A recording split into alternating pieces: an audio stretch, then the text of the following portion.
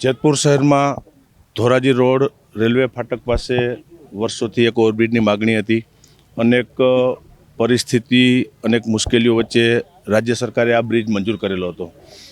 કાયમી માટેનો ટ્રાફિકવાળો રસ્તો રેલવે ફાટક હંમેશા બંધ થતું હોય, સિટીની અંદર ટ્રાફિક થતો હોય અને આ બ્રિજ બનાવવો એક જરૂરિયાતવાળો હતો અને રાજ્ય સરકારે 54 કરોડથી વધારે રકમ મંજૂર કરી અને આ બ્રિજનું કામ ચાલુ કરેલ હતું। આજે દિવાળીના શુભ દિવસે આ બ્રિજનું આજે લોકાર્પણ કરવામાં આવ્યું છે।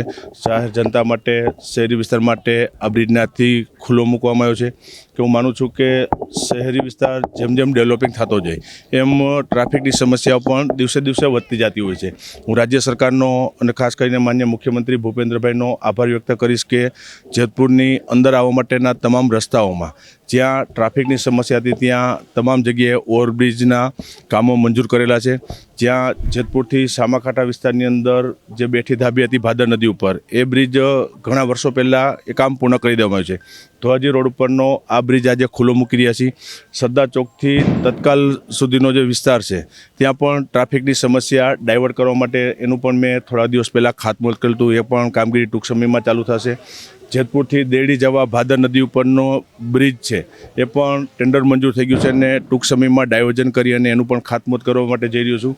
સાથે સાથે જેતપુરમાં રેલવેનો જૂનો બ્રિજ કે જે વર્ષો સુધીનો બ્રિજ હતો એ બ્રિજ પણ રાજ્ય સરકારે 40 કરોડ રૂપિયા મંજૂર કર્યા છે। એનું કામ પણ ટૂંક સમયમાં શરૂ કરશું। એટલે ઓવરઓલ જેતપુર શહેર ઇન્ડસ્ટ્રીઝ વિસ્તાર અને ટ્રાફિકને ધ્યાનમાં લઈ અને લગભગ માનું છું કે 5 બ્રિજ એક સિટીમાં બધી બાજુથી આવવા માટેના એ સરકારે મંજૂર કર્યા છે। આજે ધોરાજી રોડ ઉપરનો બ્રિજ આજે દિવાળીના શુભ દિવસે આજે એનું લોકાર્પણ કરી અને લોકો માટે આજે ખુલ્લો મૂકી। પહેલા નંબરમાં મારે અત્યારે ઓવરબ્રિજ ચાલુ નહોતો ત્યારે મારી 209 આગળથી ચાલતી હતી, જેના 8 કિલોમીટર મારે વધારે થતા હતા, વધારે સમય જોતો હતો। તો એસટીની ઘણી બસો આ રોડ પર ચાલશે, મુસાફરને ફાયદો થશે અને એસટીને પણ આર્થિક રીતે ઘણો ફાયદો થશે। મુસાફરને ફાયદો થશે, એસટીને પણ ફાયદો થશે। 8 કિલોમીટર એટલે ઘણા કિલોમીટર થાય, હિસાબ કરીએ તો જાજા કિલોમીટર થાય। તો એસટીને ફાયદો થાય, મુસાફરને ફાયદો થાય, સમયની બચત થશે। ખૂબ સારી વાત છે આ પુલ ઓવરબ્રિજ ચાલુ થશે ત્યારે। અને વિનુભાઈ સિંગાડા।